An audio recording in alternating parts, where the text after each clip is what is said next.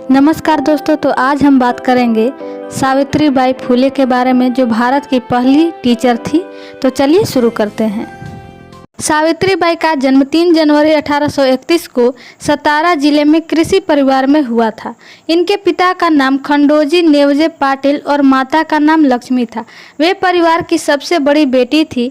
उन दिनों की लड़कियों का जल्दी ही विवाह कर दिया जाता था, इसीलिए प्रचलित रीति रिवाजों के बाद 9 वर्षीय सावित्रीबाई की शादी 1840 में 12 वर्षीय ज्योतिराव फुले के साथ हुई। ज्योतिराव एक विचारक, लेखक, सामाजिक कार्यकर्ता और जाति विरोधी सामाजिक सुधारक थे। उन्हें महाराष्ट्र के सामाजिक सुधार आंदोलन के प्रमुख आंदोलनकारियों में गिना जाता है। सावित्रीबाई की शिक्षा उनकी शादी के बाद शुरू हुई। यह उनके पति ही थे जिसने सावित्रीबाई को सीखने और लिखने के लिए प्रोत्साहित किया।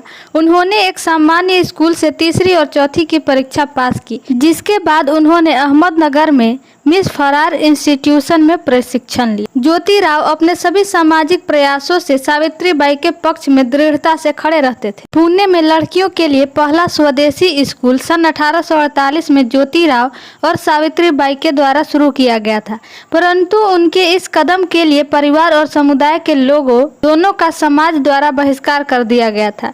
लेकिन फूले दंपति को एक दोस्त उस्मान शेख और उनकी बहन फातिमा शेख ने आश्रय दिया था, जिन्होंने स्कूल शुरू करने के लिए अपने परिसर में फूले को स्थान भी दिया था। सावित्रीबाई स्कूल की पहली शिक्षिका थी। ज्योतिराव और सावित्रीबाई ने बाद में मंगल और महार जातियों के बच्चों के लिए स्कूल शुरू किए, जिन्हें अस्पृश्य व अछूत माना जाता था।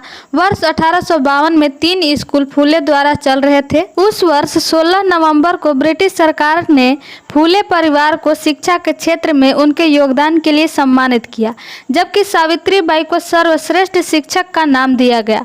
उस वर्ष उन्होंने महिलाओं के बीच अपने अधिकार, गरिमा और अन्य सामाजिक मुद्दों के बारे में जागरूकता पैदा करने के उद्देश्य से महिला सेवा मंडल भी शुरू किया। वह विधवाओं के बाल मुंडवाने के मौजूदा परंपरा का विरोध करने के लिए मुंबई और पुणे के नाई की हड़ताल आयोजित करने में सफल रही थी। फूले दंपति पर संचालित सभी 3 स्कूलों को सन 1858 तक बंद कर दिया गया था। इसके कई कारण थे, जिसमें सन 1857 के भारतीय विद्रोह के बाद स्कूल प्रबंधन समिति से ज्योतिराव के इस्तीफे और समाज द्वारा पीड़ित समुदायों के लोगों को भी शिक्षित करने का आरोप फूले दंपति पर लगा।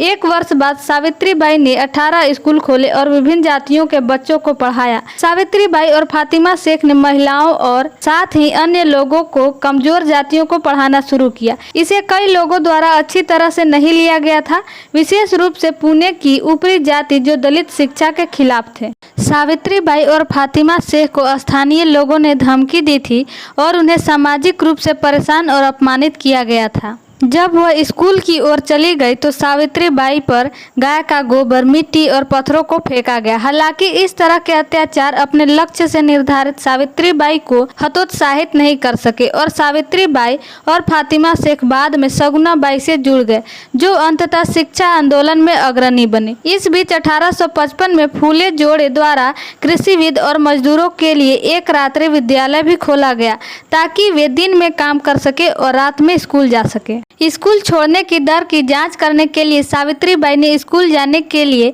बच्चों को वजीफा यानी वेतन देने की प्रथा शुरू की। वह उन युवाओं लड़कियों के लिए एक प्रेरणा बनी रही जिन्हें उन्होंने पढ़ाया था। उन्होंने उन्हें लेखन और पेंटिंग जैसी गतिविधियों के लिए प्रोत्साहित किया। सावित्रीबाई के मुक्ता साल्वे नामक छात्र द्वारा लिखे गए निबंधों में से एक इस अवधि के दौरान दलित स्त्रीवाद और साहित्य का चेहरा बन गया। उन्होंने शिक्षा के महत्व पर माता पिता के बीच जागरूकता पैदा करने के लिए नियमित अंतराल पर अभिभावक शिक्षक बैठकें आयोजित की, ताकि वे अपने बच्चों को नियमित रूप से स्कूल भेजें। वर्ष 1963 में ज्योतिराव और सावित्रीबाई ने एक देखभाल केंद्र भी शुरू किया, जिसे बाल हत्या प्रतिभानक गृह कहा जाता है, जो संभवतः भारत में स्थापित की गई पहली ऐसी संस्था थी जो गर्भवती ब्राह्मण विधवाएं और बलात्कारित पीड़ित अपने बच्चों को सुरक्षित स्थान पर रख सके और इस प्रकार विधवाओं की हत्या को रोकने के साथ साथ शिशु हत्या की दर को कम किया जा सके। सन 1874 में ज्योतिराव और सावित्रीबाई काशीबाई नामक एक ब्राह्मण विधवा से एक बच्चा गोद लिया और इस प्रकार समाज में प्रगतिशील लोगों को एक मजबूत संदेश प्रस्तुत किया। यह दत्तक पुत्र यशवंतराव बड़े होकर डॉक्टर बने। ज्योतिराव ने विधवा पुनर्विवाह की वकालत की। सावित्रीबाई ने बाल विवाह और सती प्रथा जैसी सामाजिक बुराइयों के खिलाफ अथक प्रयास किया। दो सबसे संवेदनशील सामाजिक मुद्दे जो धीरे धीरे महिलाओं के अस्तित्व को कमजोर कर रहे थे, उन्होंने बाल विधवाओं को शिक्षित और सशक्त बनाकर मुख्य धारा में लाने का भी प्रयास किया और उनके पुनः विवाह की वकालत की। इस तरह की खोज रूढ़िवादी उच्च जाति के समाज मजबूत प्रतिरोध के साथ भी हुई। सावित्रीबाई ने छुआछूत और जाति प्रथा के उन्मूलन में अपने पति के साथ मिलकर काम किया, जो निचली जातियों के लोगों के लिए समान अधिकारों को प्राप्त करने और हिंदू पारिवारिक जीवन में सुधार के लिए काम किया। दंपति ने एक युग के दौरान अछूतों के लिए अपने घर में एक कुआं खोला, जब एक अछूत की छाया को अशुद्ध माना जाता था और लोग प्यासे अछूतों को पानी की पेशकश करने के लिए अनिच्छुक थे। आइए अब हम देखते हैं कि सावित्रीबाई की मृत्यु कैसे हुई। सावित्रीबाई के दत्तक पुत्र यशवंतराव ने एक डॉक्टर के रूप में लोगों की सेवा करना शुरू किया। जब 1857 में बुले सोनिक प्लेग महामारी ने नालसपोरा और महाराष्ट्र के आसपास के इलाके को बुरी तरह प्रभावित किया, तो साहसी सावित्रीबाई और यशवंतराव ने बीमारी से संक्रमित रोगियों का इलाज करने के लिए पुणे के बाहरी इलाके में एक क्लिनिक खोला। वह इस महामारी से पीड़ितों को क्लिनिक में ले आती, जहां उनका बेटा उन रोगियों का इलाज करता था। रोगियों की सेवा करते हुए वह खुद भी इस बीमारी की चपेट में आ गई।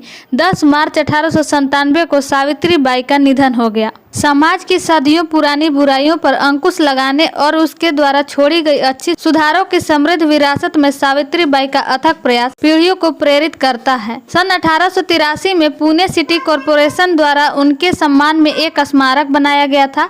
इंडिया पोस्ट ने 10 मार्च 1898 को उनके सम्मान में एक डाक टिकट जारी किया गया था। वर्ष 2015 में पुणे विश्वविद्यालय का नाम बदलकर उनके नाम पर सावित्रीबाई फुले पुणे विश्वविद्यालय रख दिया गया था। आई होप आप लोगों को ये वीडियो अच्छा लगा होगा। अगर अच्छा लगा तो हमारे चैनल को सब्सक्राइब जरूर कर ले, ताकि आने वाली वीडियो की नोटिफिकेशन आप तक पहुंच सके। जय हिंद, जय भारत।